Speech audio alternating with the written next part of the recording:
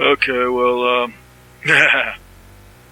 well, I've had a disaster, or sort of a disaster. My raid drive crashed. I lost all the video I captured last weekend, which really sucks because I thought I was playing halfway decently.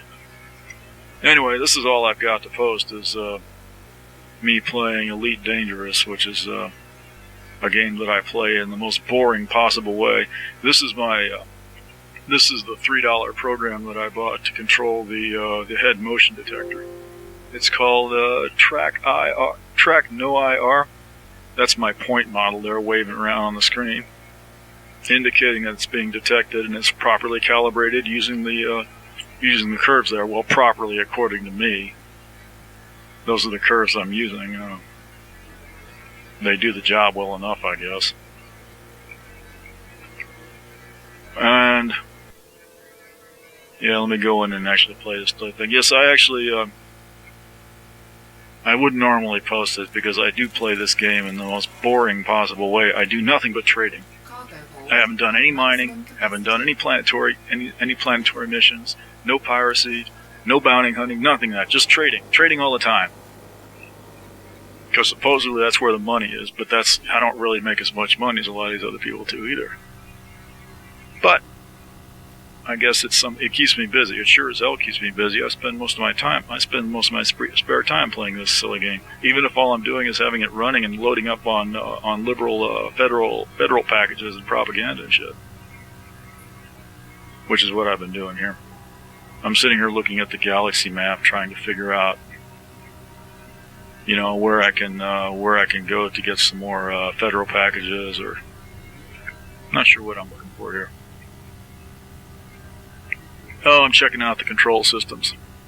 I'm looking for a nearby control system that needs federal packages because it's got a full load of them to deliver. But I don't like this map for this. It's not as good as just bringing up the powers menu that tells you in numbers how many light years away these systems are. Instead of having to try to do 3D orthography in my head from looking at this flat picture.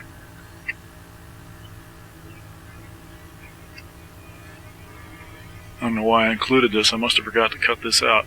Anyway, there's Rhea. That's the capital there. It's way up there at the top. And all these systems are way the hell away from it, and I don't want to go there because the ship I've got is lucky if it can make 10 or 11 light years in a jump with a full load on it. And it uses a shitload of fuel to do that, so I really don't want to go a real long way.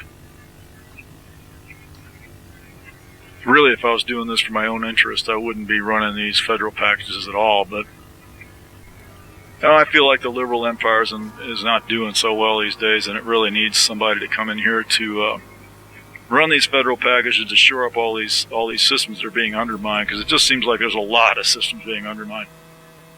Don't like that. I'm going to go back to the control panel there and use this chart to figure out where to go, because it actually tells you how far away these systems are.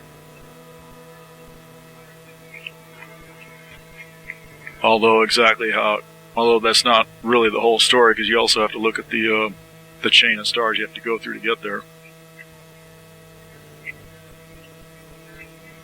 And I'm just looking for the one that's under threat, that has that's closest to where I'm at. If I'd been paying attention, I would have cut this out. This is an example of what I mean by me playing this game in the most boring way possible. There's our beloved president there, the silver-haired lady with the purple lipstick. Yep. She's got a nice uniform. Looks very stern and presidential. Alrighty. Have I picked a system yet? I want to make sure I got the right one.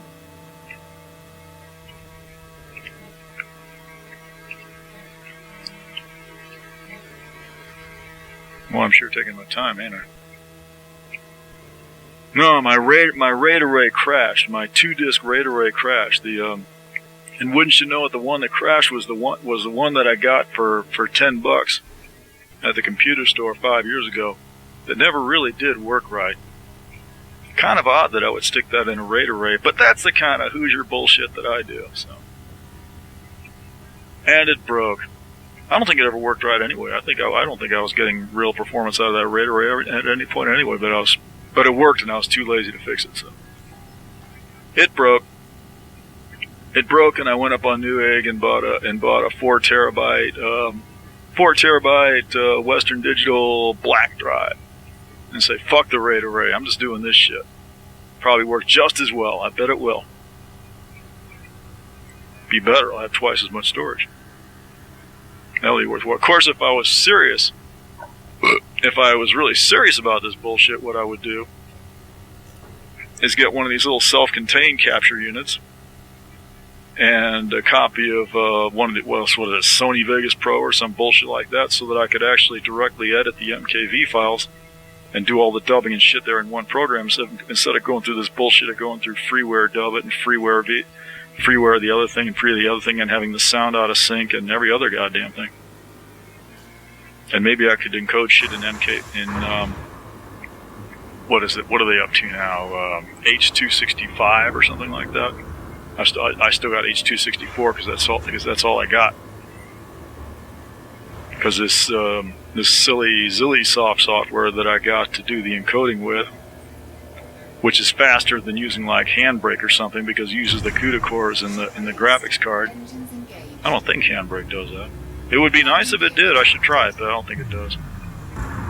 Anyway, his videos used to take me like 12 hours to squish down from AVI to MKV or whatever they are.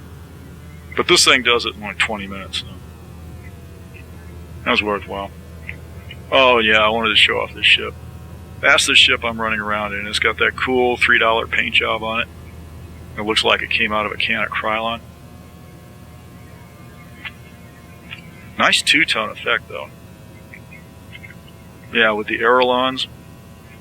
You know, you really need those wings in space. Yeah, they're for planetary landings, right. Yeah, this thing looks real aerodynamic. Okay. Frameshift drive charging. I also like the way the ships in this game all have top speeds, you know, because, you know, in space when you leave the engines on, you only go up to a certain speed and then you just stay there, right? Well, no, actually you don't. The ships would be much harder to fly if you did it the other way. That other game, Infinity Battlescape, does things a little bit more realistically. The ships continue to accelerate as long as you have the engines on. At least up to a certain point. I'm not a physics major, but I think the amount of speed you get out of your engines is kind of related to the characteristics of the engine. It'll keep accelerating, but not indefinitely, I think. I don't know. Everything I know about space I got from reading science fiction. What the hell do I know? I have to look that up on Wiki. I have to look that up on Google before I can decide whether I'm right about it or not. Yeah, so I'm just basically I'm cutting out the 5 or 6 or 8 star jumps that were from the departure to this point. And once again, this is me just playing the game in the most boring possible way. All I'm doing is delivering federal packages to this station. Oh, and I'm flying into the port at pretty much top speed, even though I don't really have to. That's how I was doing that. My idea was I was going to demonstrate this is how I get into these stations without being scammed. And it works pretty well. If you go into, although I wasn't in, what is it? I didn't have silent running going. But if you turn on silent running, you back off about 7 kilometers from the entrance, turn on, get your clearance to land, and then start forward at top speed towards the entrance and turn on silent running and go into top speed in silent running all the way in, you're not going to get scanned. At least as far as I can tell. As long as those cops aren't flying directly. Oh, yeah. This is where I was getting a little concerned here. I was like, you know, this thing's acting a little funny. And one of the reasons it might act a little funny is because the batteries are getting low. I've got these rechargeable batteries I've been cycling through here. So when the batteries get a little low, you got to replace them. And you see how I'm bobbing up and down. If the battery was low, that top one, it would lose tracking when I look back, when I look up a little bit, because they're getting a little bit dimmer. And now it's maintaining its tracking even when I look up. So yeah, that's what it was. That was quite an adventure putting that shit together. I'm not highly technical. It took me a while. I had to wait until I had a few sick days off of work to finish that up. I'm still not done with it. I need to. My resistors finally arrived about a week after I put that junk together. The resistors that I ordered from Thailand finally got here.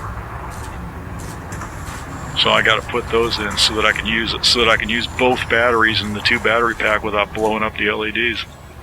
These guys are no challenge at all. These bot pirates, most of them. Every once in a while, you run into like a wing of them, like 2 or 3 of them, and they can be a little bit challenging. Or an anaconda with an escort fighter, you know. But you know, these guys, these single guys, they hardly ever have their ships upgraded. I'm not even really trying real hard to kill this guy. I'm using him for target practice is what I am, because I've got these dumbfire missiles and this plasma accelerator. There's no way I'm gonna hit them with them. The only thing I can really hit with those things is the big ships, and that's what they're for, is the anacondas and that kind of bullshit, or the federal ships if they come in. When they get in real close, then I have a chance to hit them. But this guy, unless I get a lucky shot and he stands real still, I'll just purely kill him with the lasers. Yeah, there's the plasma cannon. Completely miss him, of course, because I don't have any sense whatsoever of the arc on it. You know, I have to practice with it quite a bit to get a feel for that. Oh, and I got promoted. Isn't that nice? All right. Okay, so cut through about 6 or 7 more star jumps, and I wanted to demonstrate how this head motion tracker helps me. Well, I feel like it helps me a little bit. It's not helping me here because all this is a planetary landing. But when I'm coming in on these approaches like this, if I was a little bit further out. Well, yeah, it's letting me look up a little bit while I'm flying down there. That's a little bit of a help. It's nice to be able to look around a little bit. Orbital flight engaged. Yeah, when I'm coming in on the approaches on this, you can use it to kind of spiral around your target, you know, because you can be flying by at full speed and crank your head back and watch it way up there at the top of your windshield. While you're steadily spinning around, you know, spinning around it and losing speed, so that by the time your speed is low enough so that it's manageable, you're a lot closer to it than you would have been. It seems it'll be a little bit faster to get there that way than it is by taking the nice normal straight approach, which is the one that the pirates are always gonna interdict you on.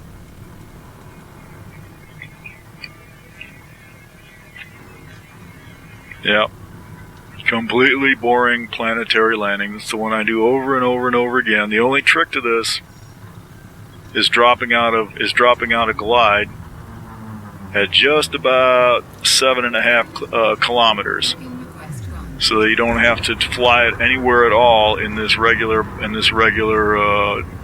jet mode or rocket mode or whatever it is. Because if you had to fly 10 or 20 or 200 kilometers in that, you'd be there all day. Alright, just landed. All the trading websites, the trading website that I use always gives me the option to exclude these planetary landings from the trade routes that I'm searching for. And I expect this is the reason, is because it takes twice as long to land at these things. And when I'm trading, the one thing I never have enough of is time, you know. I pass up all kinds of jobs just because, you know, you got to travel way the fuck over there to get there, and then way the fuck back over here to get back. And for the money they're paying, it's not worth it, you know, even though it may be a fair amount of money. But, you know, like, look, yeah, I can do 2 or 3 of these shorter jobs here and make just as much and take half as much time. I'm looking at that number 10 landing pad over there, like, man, that fucker's huge. Who the hell's going to land over there? And I'm wanting to see, I'm wanting to look and see who it is, because I can see it's lit up. They got to be coming in. Yep, there he is. Yeah, it's a Type 7 transport. That looks nice. There's another ship coming in over there, but I don't know what he is. That's what I should get, is the Type 7 transport. I've got just about enough money to do it now. I should probably get one. And cut through another 6 or 7 jumps here. I think at that last station, I picked up a load of beer and some kind of unidentified meat. Probably bratwurst. Wouldn't be surprised. And immediately I'm going to get set on by pirates, because pirates will fucking pirate anything. They don't give a shit. They want my beer and meat. Yep. They're not going to get it, because it takes a little bit more than that, you asshole. Okay. Yeah, you know, I'm no good at any of this. These pirates are nothing. But human players, if I see a human player coming after me, I just jump to the next system. I don't even bother with it. There's just no way. Because I know for a fact, any human player that goes to the trouble of knocking you out of warp to pirate you, he must be competent, you know. For one thing, they've almost always got a big ass expensive ship, you know, like a Python or an Anaconda or a.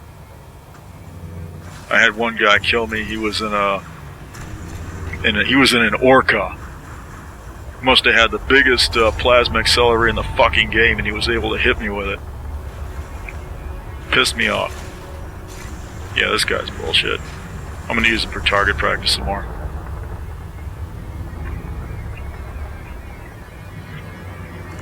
Yeah, I don't even mess with them, man. They'll come at you in wings, and you can guarantee that whatever ship they come at you in is going to be completely upgraded. They're not going to come at you with these half-ass upgraded ships like the bots do. Target destroyed. Have I got 2 ships after me? No, it's just the one. I don't know why I'm letting them shoot me. Look at that, he's almost got my shields down. That's amazing. There's got to be 2 ships out there. No? I only see one. Target shields offline. He put a shitload of hits on my fucking shield. I shouldn't have let him do any of that. Frameshift charge detected. I seem to remember there being 2 ships here. Yeah, I think this guy's gonna get away. I think I killed his buddy and this guy got away. That's what happened. Yeah. Yep, there you go. Got away. And then the other thing that happened was that, Dubbit started acting weird. And it may still be acting weird. I haven't done anything about that. I don't know why the fuck Dubbit was acting up. And then Mozilla stopped working. And then I upgraded the stupid Zillisoft shit. And then it wouldn't work anymore. And I think there's a couple things going on. For one thing, I suspect that Mozilla and Zillisoft just don't support this ancient copy of XP I've got running on the capture computer here. I already know that Chrome doesn't like it, because Chrome gives me an error message every time I start it up. You know, we're not going to support XP anymore. Well, I guess I'll just have to bite the bullet and upgrade this one to upgrade the capture computer up to Windows 7 or something, and maybe that'll help.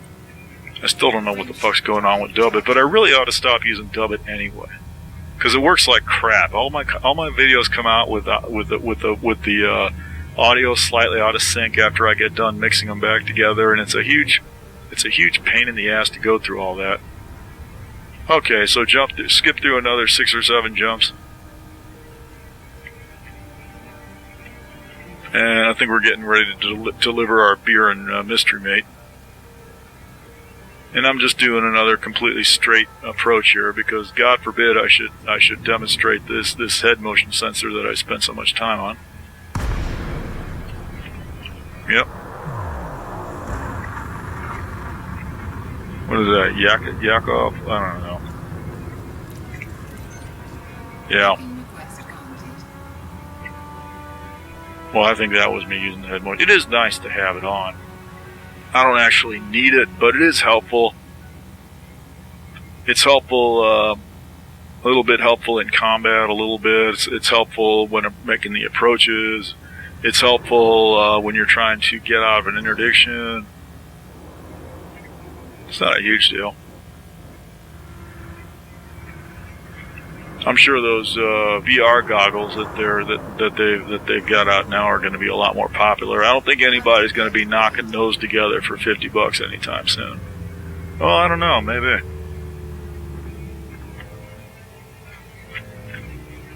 I don't think I'm going to be standing first in line to spend $600 on one either.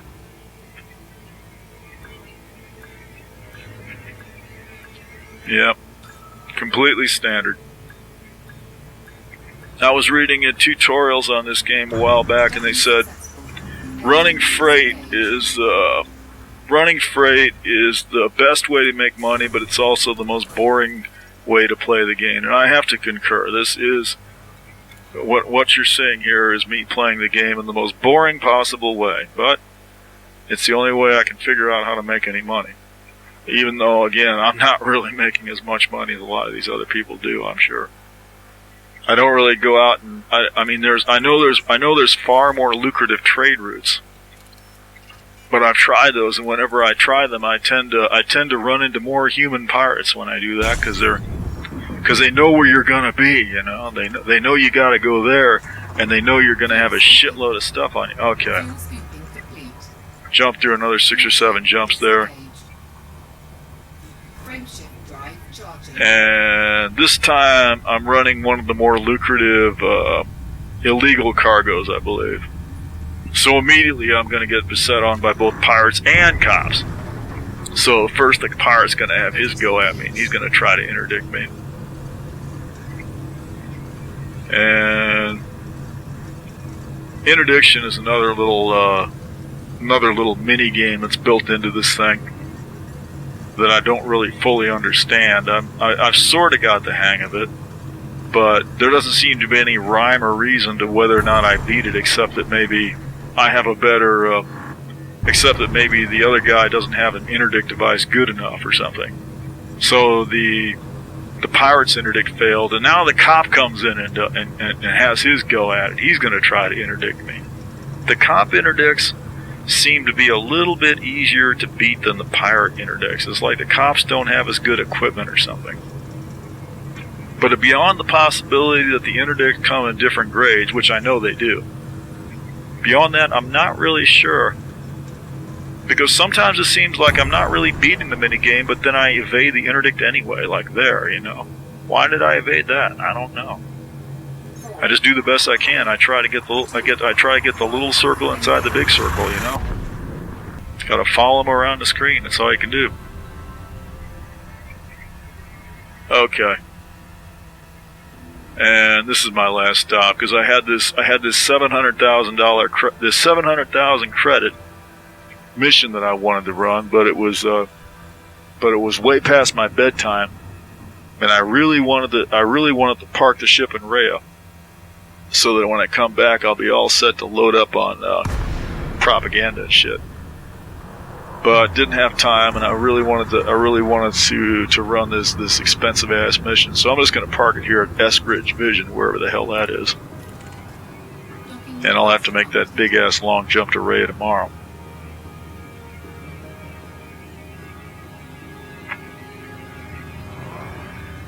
Yeah. Once again, making absolutely no use of the head motion tracker. You just have to take my word for it. It is very useful. I enjoy it a lot.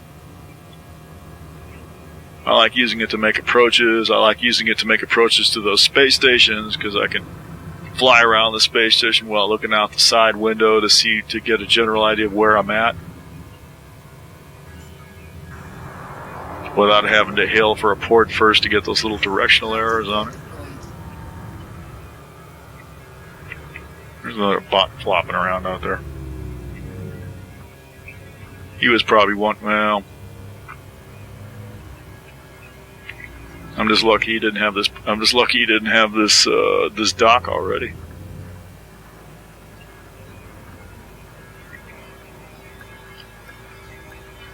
Yeah, go ahead. Just land it already.